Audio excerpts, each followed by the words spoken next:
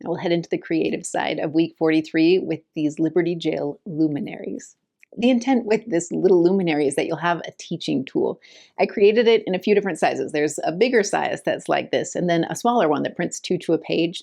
And the idea is that you could maybe reinforce what the Come Follow Me manual teaches. So if you look in the manual, here's the first two paragraphs. It says, the bottom level of Liberty Jail in Missouri was known as the dungeon. The walls were thick, the stone floor was cold and filthy, food was scarce and rotten, and the two narrow, iron-barred windows near the ceiling allowed for very little light.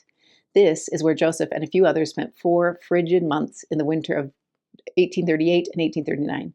During this time, Joseph was constantly receiving news about the suffering of the saints. The peace and optimism felt in Far West had lasted only a few months, and now the saints were without home once again, driven into the wilderness in search of yet another place to start over, and this time with their prophet in prison. And yet, even in that miserable jail, knowledge from heaven came pouring down.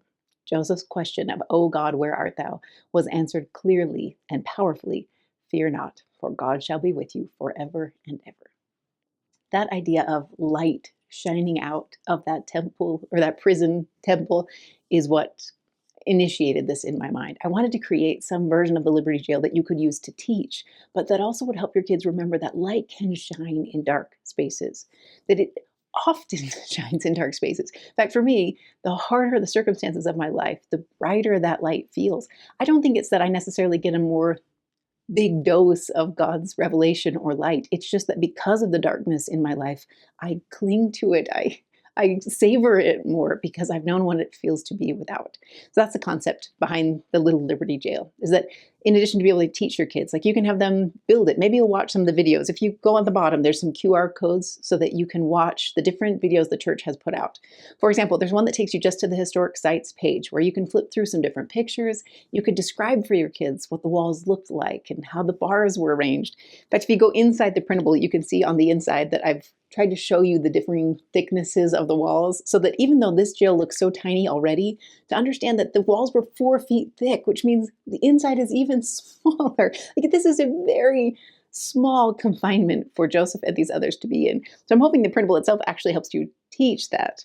And then you'll put the light in. So for us, we use these little tea light candles. They're on clearance usually around Halloween time, so it should be easy to track them down. But you also could do anything that lights up. Like I was thinking these little finger lights that you could give out to primary kids. Those would be awesome.